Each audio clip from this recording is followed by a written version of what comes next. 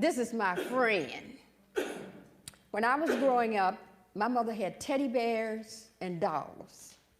She had them all on her bed, and she would talk to them. The last teddy bear that I gave to her before she died was white. It was a white teddy bear with a little red on it. This doll's name is Cece, and you'll hear more about Cece because it's the way that I nurture my inner child, the way that I mother my inner child. Good morning to you all. Good morning. Good morning. Good morning. It's a joyful and blissful brand new day today. And you all get to sit up under the cathedral of the Almighty. You're sitting in a cathedral. Do you realize that? You got love above and love below, and then outward your love flows. The earth is 4 billion years old. 8 million people, 4 billion years old. And do you realize that everyone in here and everything that's on this earth is connected?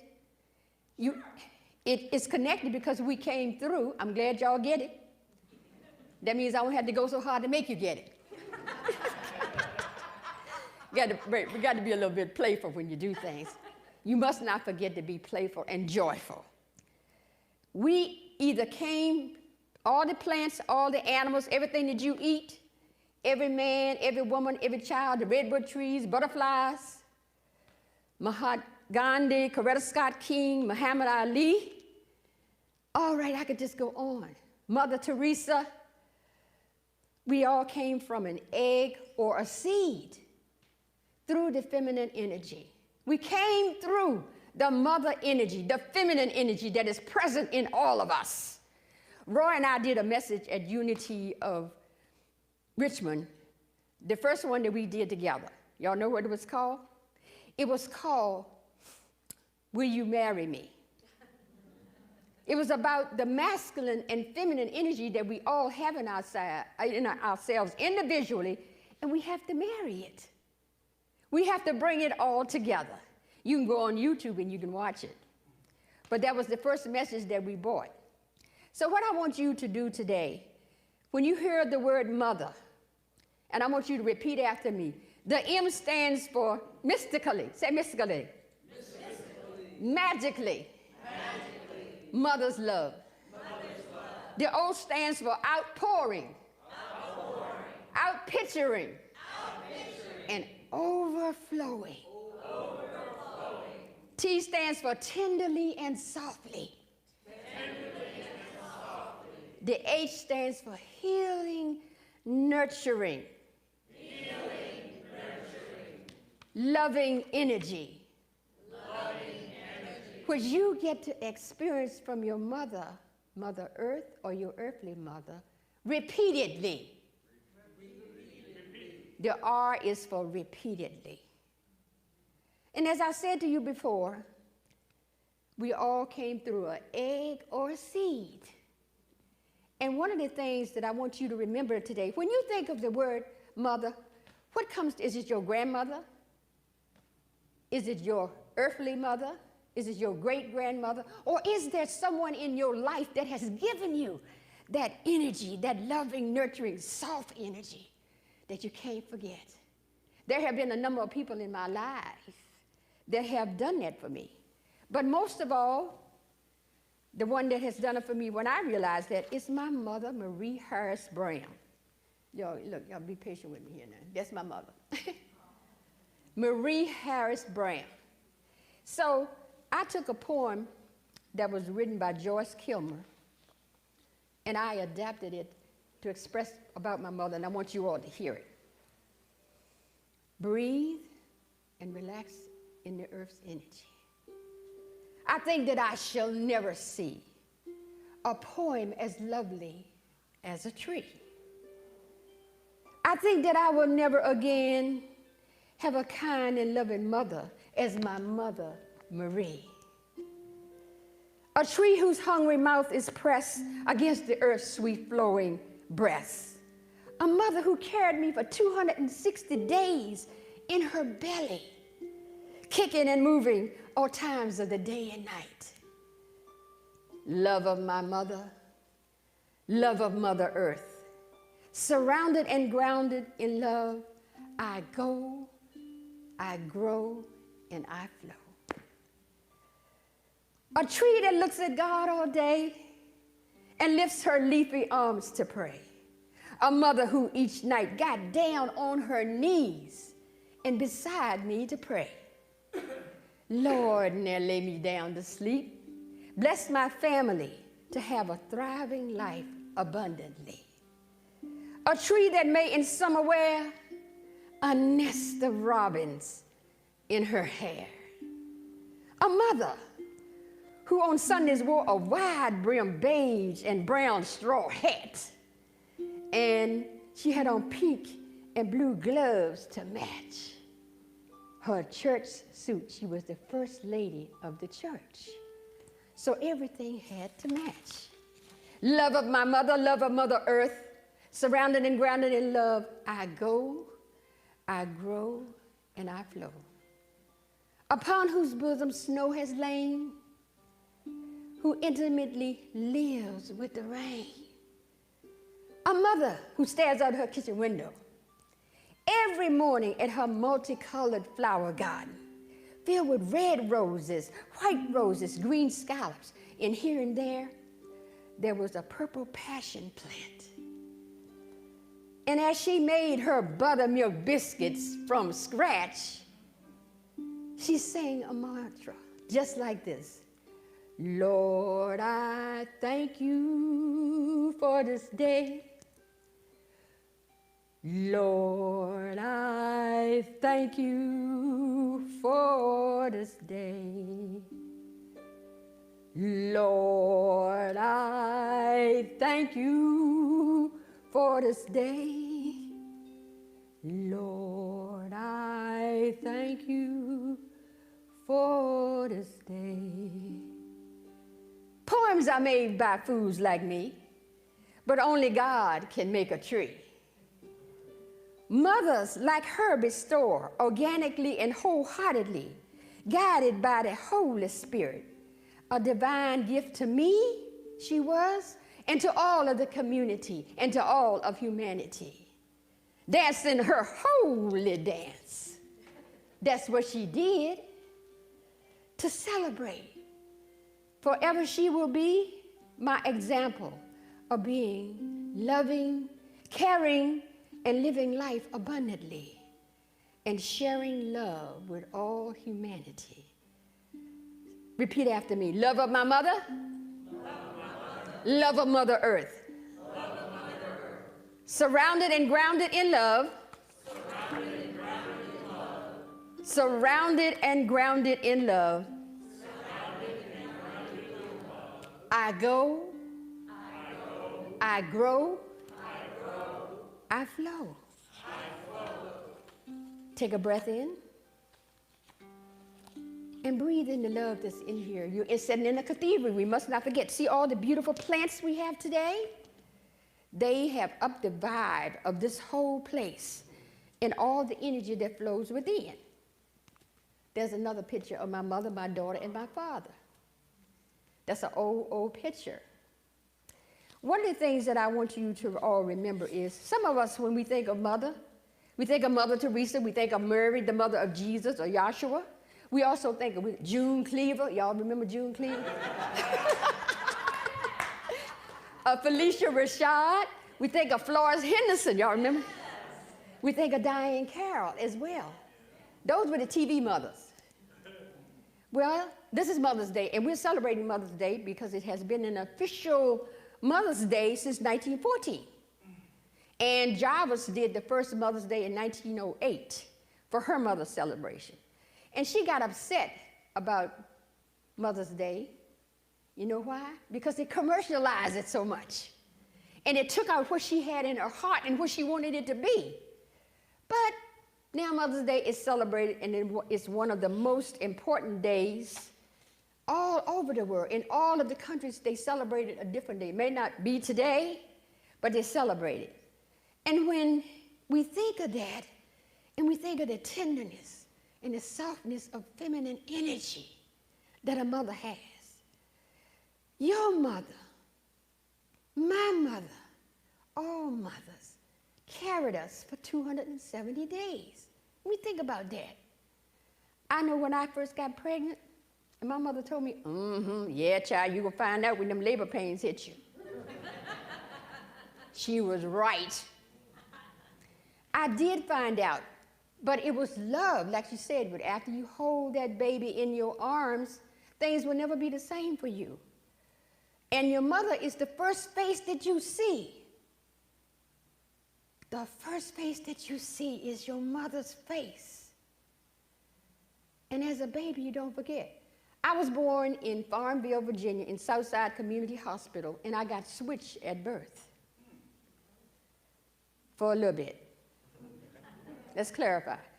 My mother had to be in a ward for colored people only because it was during Jim Crow. And the place she told me that she was in, it was not good. They didn't give as much attention. If you were black, you didn't get the services. And that's the reality of living under Jim Crow. So when she had me, she knew I was a girl, but when the nurse came in and brought the two babies in, a boy and a girl, she gave the girl to this lady from the Philippines. She gave me to the Philippines. And my mother said she looked at the baby. She said, I must have mocked this baby. Because, you know, olden days, people know when you carry a child in your womb, what happens is whatever you hang around, because some rooster had chased her or something like that, and she figured she had mocked.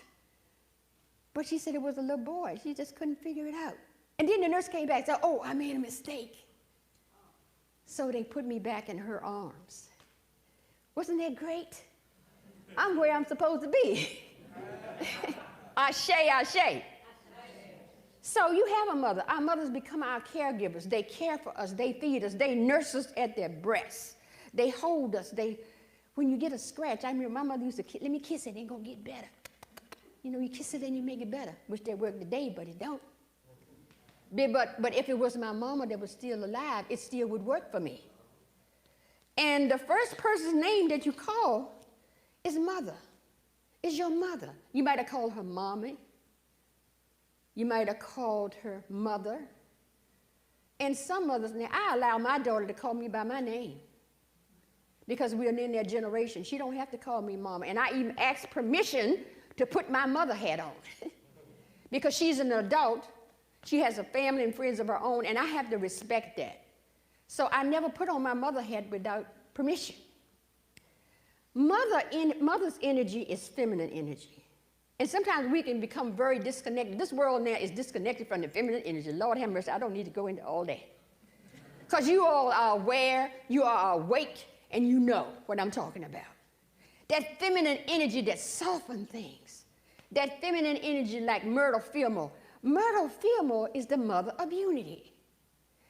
And how did she bring her mother energy? She wrote articles, healing letters. She answered prayers and started the silent unity along with her husband. So when you think about the mother, this is what she said. The mother side of God. It is my great joy to perceive the mother side of God. The divine love that never fails. Isn't that a beautiful statement? And so she nurtured a whole movement. You all would be sitting here today. You wouldn't be getting Unity magazine. You wouldn't have someone that you could pick up and call if it wasn't for Myrtle Fillmore. She had 3 sons, all right? Now, Myrtle also said that you had to love yourself. So how do you love yourself? How do you take care of yourself? How do you give that motherly love to yourself? Do you have a self-care plan? Do you have a way to nurture yourself? Do you have a way that you're going to know that you love yourself? What I want you all to do now is hold out your hands. Let's try this. And breathe. And what I want you to do is cup your face softly. Haven't you had times in your life when your mother cupped your face and looked at you and said, oh, how beautiful you are. Oh, how lovely you are. Then I want you to take your hands across your chest and just brush down softly. Feel that softness. Feel that energy. And this is a practice that I do to assure me that I'm in the tenderness of my own love energy, as Myrtle said. So when the other thing you do, you have to create a loving relationship with yourself. And don't, a lot of people are codependent. They mistake codependency for love. I'm here to tell you it's not. Because when you allow someone to dictate how you're going to be and not develop your own individuality, and all your love depends on what somebody else is going to tell you, what their opinions is, or how they need to act, that is not love for yourself. You are denying your own inner divinity. You are denying your own specialness that you came to this earth to bring. Listening to other people's opinions. And hanging around with people that are going to gaslight you. Hanging around people that's going to disrespect you. Hanging around people that tell you, oh, who you think you are. Or she thinks she all that. Things that make you go,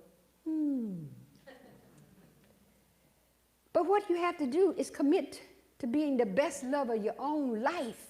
You don't go seek external love to validate your love. For a long time, I did that. I had 4 marriages. That's why that play Couldn't Keep It to Myself came to be. Because I was seeking love from a man. And I was taught as a woman that you had to have a man to complete you. And you had to have such and such a number of kids and a house with a picket fence. I was taught that. I had to find out that loves come through within. So I encourage you to find love for yourself. And the affirmation that I use now, I now release people, places, and things that no longer serve my highest good. Physically, emotionally, mentally, and spiritually. That covers all the ground. I've been saying it for the last couple of years. So Myrtle Fillmore suggested that you write love letters to God. You write a love letter to God. And in that love letter, you put your hopes and your dreams. And you put all you aspire to be. And then you ask for the guidance of the Spirit to tell you what you're going to put in it. And then you put it aside and you breathe and you allow it to be. Love letters to God. Roy and I did what we call a sweetness jar. And in the sweetness jar, we put all the things that we wanted to have life sort of be sweet. And you put in cinnamon and other little things that's sweet. And you set it aside. A sweetness jar, the things you want in your life. So ask yourself, what more can you do? What do you need to unbecome? And I have a few other suggestions. I'm going to tell you the things that I practice. I do a love shower every single day. I wash my body. I bless my body from my head to my toe in the shower. I look in the mirror. I got these little heart-shaped things on my mirror. And what did they say? You are amazing. When I go in to brush my teeth, you are awesome. You are beautiful. You now live your life from inside out. You are grounded, you are centered, and you are focused. I read those every day. So I'm saying to you, you can make those things and put them up on your mirror. Roy has to read the same one because I put them up there on our mirror, right? But it's all okay. And then the other thing that you can do is bless your head. Put your hands on your head now. And what you do is you bless the thoughts in your head and breathe. Put them over your ears. You bless your ears that you may hear with the ear behind the ear. Breathe. Put your hands over your eyes that you might see with the eye behind the eye. You bless your mouth and you say, let the words of my mouth and the meditations of my heart be pure and acceptable in God's sight. You do that every day. I do that every single day as a part of loving myself and being motherly toward myself. And then, cold showers. What? Yep. Cold showers. Boy, I did a cold shower today. I did a cold shower. See, what happens is the cold rejuvenates your body, and you're like, oh, you're ready for the day because you're waking up every cell, every bone, and every joint in your body is awakened. Now, you can also alternate between warm and cold. And you work with it until you get what's going to work for you, because it all don't happen at once. Because the first thing when I first tried, I'm just, no, I can't do this. Then I started reading all the research on cold showers. It's all about health and waking up and livening up your body. I love it. I don't miss it now. The other thing that I do is dry brushing. You know the brush, you got to buy a body brush? You dry brush your whole body and bless it. And it feels so good, so nurturing, so pure. It's what it is. All those things that you can do. And when you nurture your inner child, the last thing that I do to nurture my inner child is with Cece. Cece, I sit in a chair and I hold her and I pretend that this is me. And I say all the things that I need to hear to Cece. I verbalize them. I hug her. And I don't have a rocking chair presently, but it works so much better. I learned this from a long time ago from Pia Melody when I lived in Nashville, Tennessee, many, many years ago. And I've kept that practice. And if you have a friend that's in the hospital or sick, take them a doll, a teddy bear, something that they can cuddle with. That's giving your love away. And I do this, and you can do this, and making sure that you express who you are through your creativity. And what I want you to do is tell yourself every morning, not one, when you raise your head up off the pillow, I am absolutely amazing. I am blessed to be in the land of the living. As my mother would say, it could have been the other way. I accept you as you are, bright as the morning star. You show mercy, you show grace. You shine love all over the place. You are amazing. Breathe and let it be. I'm so grateful to be here with you all today. So sit in the softness of this as we turn the page. And we're going to turn the page to talk about forest bathing. It's a Japanese practice, and the earth is the real mother of us all. The earth is the real mother of us all. You're sitting at its cathedral. The earth, as we were driving in to come here, and I looked at all the mountains and how beautiful they are. The mountains, the oceans, the seas. The earth is the real mother. And when you remember that, the earth has a carpet. I call it the moss, because you can find moss in the woods. There's all these different colors. And I walk on it, and it feels lush up under my feet. It really is fantastic, and it grounds me. The earth has dry land. The earth has ocean. The earth has seas. The earth has gas. The earth has diamonds. The earth has pearls. Diamonds and pearls. Y'all remember that Prince song? But the earth has all of this. And what she wants you to do today is just to remember. You know, it took us to 1970 to come up with Earth Day. And the earth is, how many years old I said it was? 400. It took to 1970 to recognize what we have. And we have to take care of our national resources. Now, I must tell you one thing. All of my material things, my home that my mother left me and the land that she left me, all my brother's houses and all the neighbors' houses in Charlotte County, because I was raised in Saxe, Virginia on a farm. We had 323 heads of cattle. We raised everything we ate. My daddy said he would not eat sliced bread because it was wasp nest. My mother made homemade biscuits every morning from scratch. We raised the wheat that went into that. I milked the cow and made the buttermilk. Okay, we killed the peas that made the lard, and I could just go on and on. It was all organic, and it came from the Mother Earth. My dad was a tree farmer. He was a tree harvester and a tree farmer. He planted trees. He would always cut them down, but he always planted them back. And everything that we have came from the earth. All the money that he has, everything that we have. The earth gave it to him because we were farmers. We raised tobacco. We raised corn. There were a lot of times we ate poke salad and we ate crease salad. The earth, the berries, the plums, the strawberries. My mother made jams out of them. And like this time of the year would be strawberries. And so everything that you have, as I'm saying, just came from the earth. So what Mother Earth wants to continue to give you now is a bath in her. No tub needed, no water needed, no soap needed. All you need to do is put yourself in the midst of it.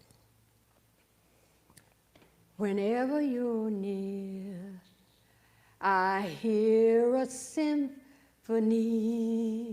of the birds singing in the trees and bringing harmony to my soul. I know God's near, 'cause I hear a symphony of the birds singing in the trees, bringing harmony to my soul. The earth, Mother Earth, Gaia, can bring harmony to your soul. There are layers and layers of sound. I'm sitting in the trees again, so look, I always sit in the trees. Here I am in sunflower plants. There's lots of energy. There I am sitting in that tree. I do it all the time. So I want to encourage you to do a forest bath. The benefits of forest bathing, and I want to read you this list about what the benefits are. Reduces blood pressure, lowers your stress, lift depression. These are documented things now. Boost your immune system, and it can be a natural painkiller. Killer. Improve your energy, improve your memory. Personally, what I've gotten from it, during the pandemic, I call it the world retreat. I used to sit on rocks. Some days I sit on a rock. Some days I'd sit on a rotten log. Some days I'd go hug a tree. Some days I would just be right there with what is happening. And I gave all of that, what was going on in the world, to the trees. And then I asked the trees a question. I asked the tree to show me how they communicate. I knew this, had read it, but I had never seen it.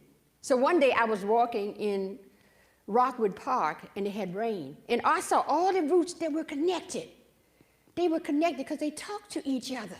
They know when you enter in. They know what's going on because they have a grandmother tree and a grandfather tree. And they have families that they have. So I found that forest bathing increased my creativity. And I used to get downloads from the Big G every day. And I'd take my phone out and I'd record them. So when you want to forest bathe, what do? You walk, you don't run, you don't jog. You go to a place, a park. You go to somewhere nearby where there can be a lot of nature. Like today, we have all of this on this stage. If you have a patio and you don't have a house, you can put plants on it and make your own private place to go sit in. But I found that going into the forest and sitting from 5 to 10 minutes, somewhere that I found, you can go to a botanical garden too. You can find a place to do it. You set your intentions of what you want and what you want to have done. You follow your breath. And the most important thing is using your 5 senses. You activate smell. And I smell a tree because each tree has a perfume. Each tree smells distinctively. There's some trees that are shaped like a womb. Some trees are pregnant. There's some trees that are standing like in a yoga pose. If you watch the way the trees are laid out, you will see what I'm talking about. And then there are other times when you leave all the distractions behind, you got to walk very slowly and find a spot. I taught a forest bathing class at Unity of Seven Hills a while back. And I did one for Unity of Bon Air as well. Because people, you know how we get in this hurry-up society, we want to hurry up and get it over?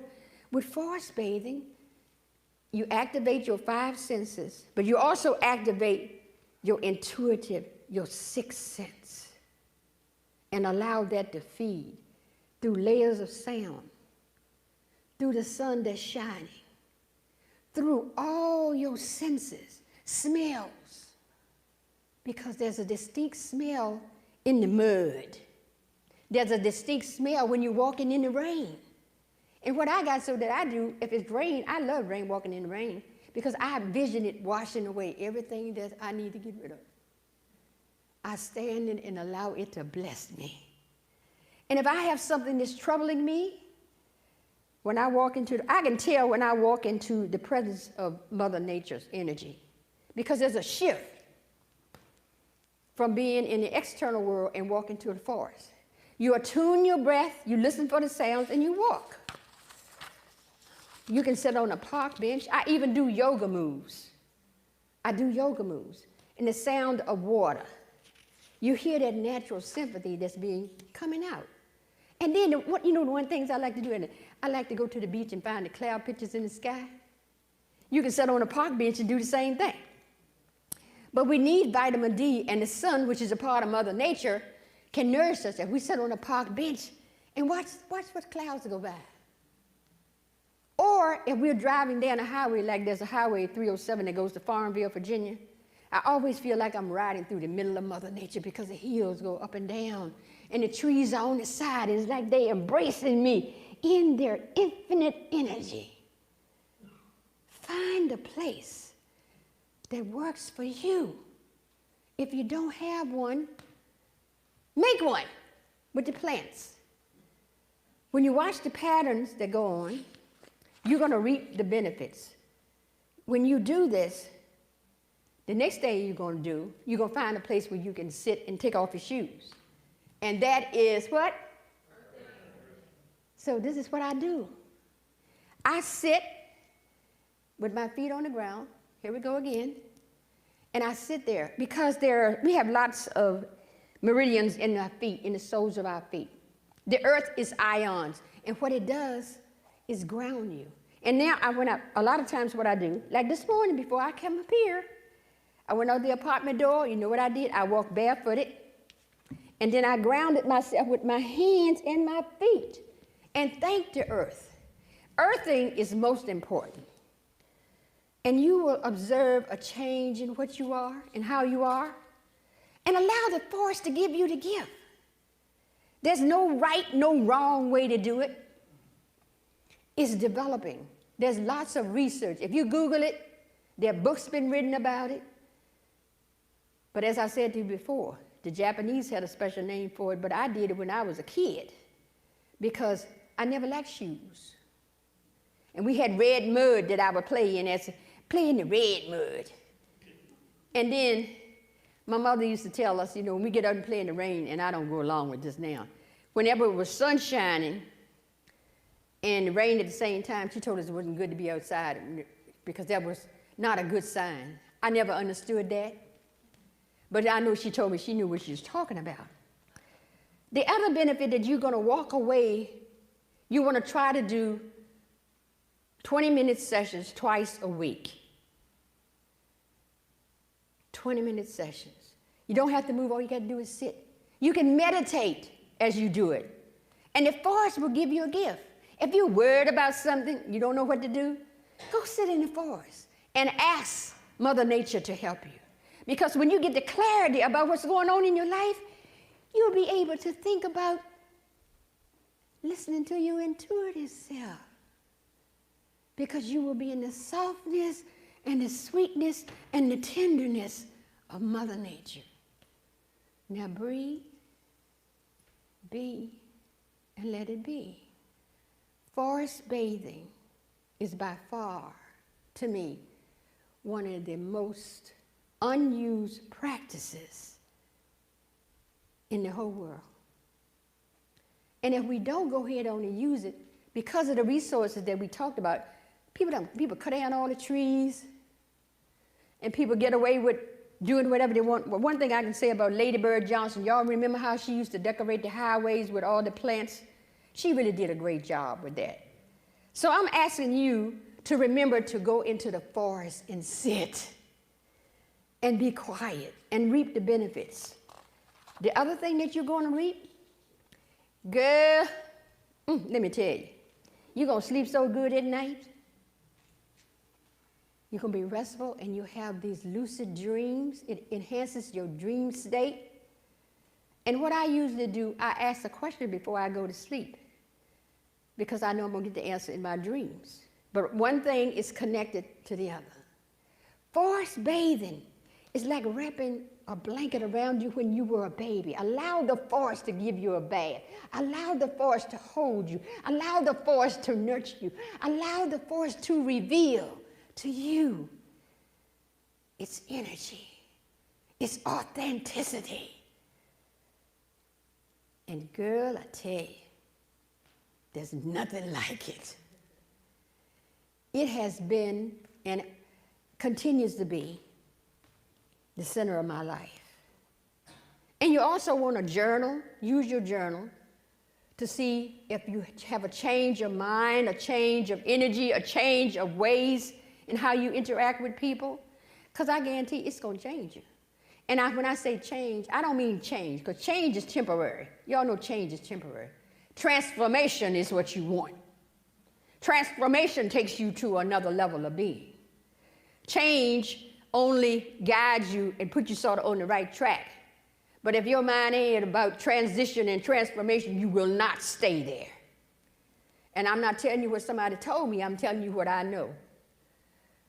So I would like for you to commit to giving yourself a 3-week time period. Journal it. Do 2 sessions a week with intervals of sitting in the forest, on a log, on a rock. I'm trying to see if I can find the rock. Well, that's an interesting dream. Look. Okay, let's go back. Well, there's a rock. I call it the love rock. I must not have put it in here. But in one of the places that I walk, there's a love rock. It's shaped like a heart. So some days I go sit on that. And when I do go sit on that, I see owls. That's grounding. This is one of the paths that I walk. Right? And this tree right here, I can get up in the inside of that tree and stand. And that's the first time was this past week, I walked a different trail. And I got up in the tree and talked to the tree from the inside out. And it was so lovely. The energy was so lovely. That tree right there, its roots run out. It's the grandfather tree. I consider it the grandfather tree. But you can go and you can find your own place in a park, in the woods. Maybe some of y'all got a farm, you got gardens. If you got a garden, go sit in the garden. There are all kinds of ways that you can do it. But what I want you to remember today is that Mother Earth and your earthly mother have worked together to bring you that divine feminine energy. And I want you also to remember that you are an expression of that. You are an expression of the divine. You didn't come here to play around. You didn't come here to suffer. You didn't come here to struggle. You didn't come here to survive. You came here to love. Love above and love below. You didn't come to do those S's. We have been programmed that everything we get has to go through suffering. But I'm telling you, when you go through mother's love and you go through the softness, it eliminates all of that. So embrace that and practice that. And I always say the word spiritual stands for spiritual. The word soul stands for spiritual oneness used for living. When you think of the word soul, it's spiritual oneness use for living. The other practice that I just want to share with you briefly, and I'm going to close, is I write love notes for the soul. Love notes for the soul. And I send them to over 100 people. Whenever I get a download that something needs to be said from the sitting in the forest, I make a note and I send it to people. It's called Love Notes for Your Soul. And if you'd like to receive one of those, because I'm going to have a book coming out with, I got so many of them, you can get on my list. But I want you to remember that you can always be in touch and in tune with Mother Nature. Allow it. Buy plants. And I thank Blair and the people here that got all these plants today, because I love plants and I love the energy that they bring. You want to change the energy in your home? Get plants. You want to remember your mother's love? Remember the exercise that I taught you today. Hold your palms out and look around the sanctuary and send somebody, not somebody, but everybody, your soft and tender motherly love. Your soft and tender. That was one of mine. That's a box turtle. Isn't that beautiful? We did that. I want to thank you for allowing me to bring who I am to you all today. I want to thank you for accepting me as I am, as I accept you who you are, as you are, for who you are. Now breathe, be, and let it be. Breathe, be, and let it be. Breathe, be, and let it be. Breathe, be, and let it be. I breathe the breath of God. Sing it with me. Breathe, be, and let it be. Breathe, be, and let it be. Breathe, be, and let it be.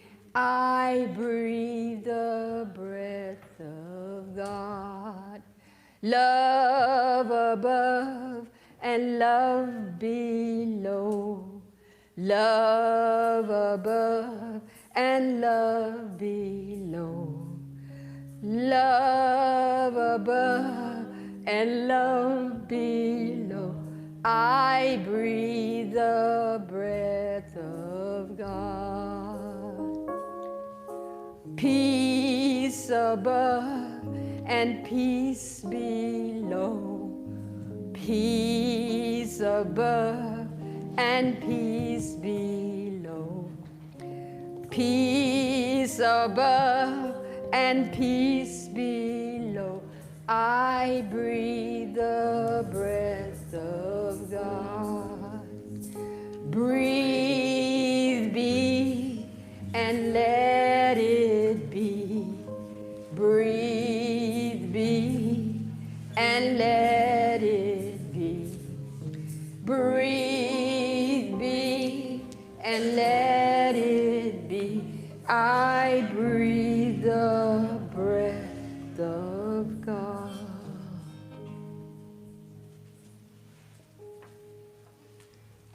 And as you sit,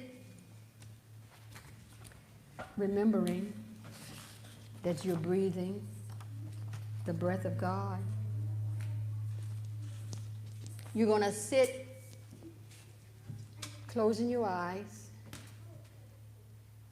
put your right hand on your heart, and allow that tenderness to be a part. God and you are not apart, for God lives in the center of your heart. Put your other hand over your heart.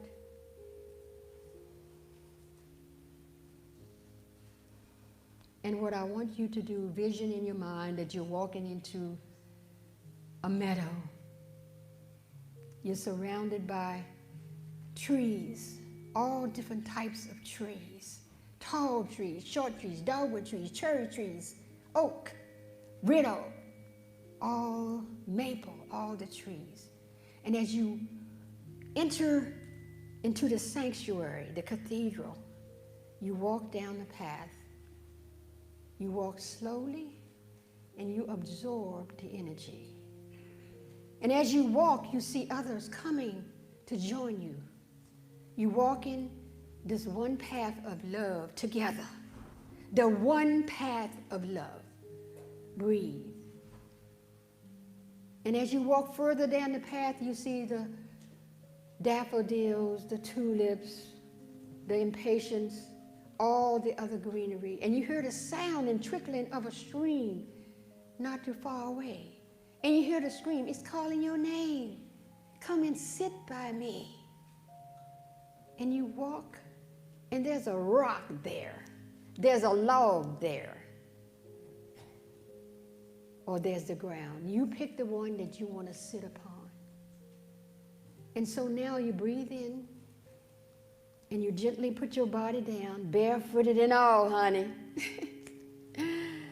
And you enjoy the fragrances and the vibrant energy of the goddess, of the feminine side of God. You sit, and you sit in the stillness and in the silence and in the solitude. Let's just sit there for a moment.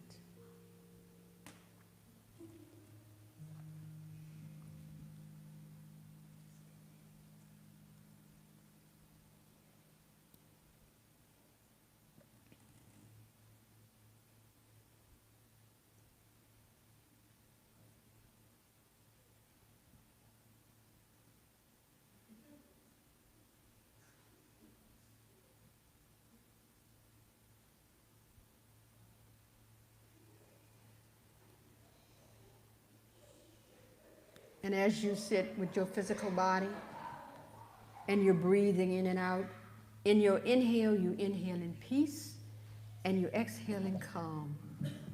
In your inhale, you're inhaling grace and you're exhaling gratitude.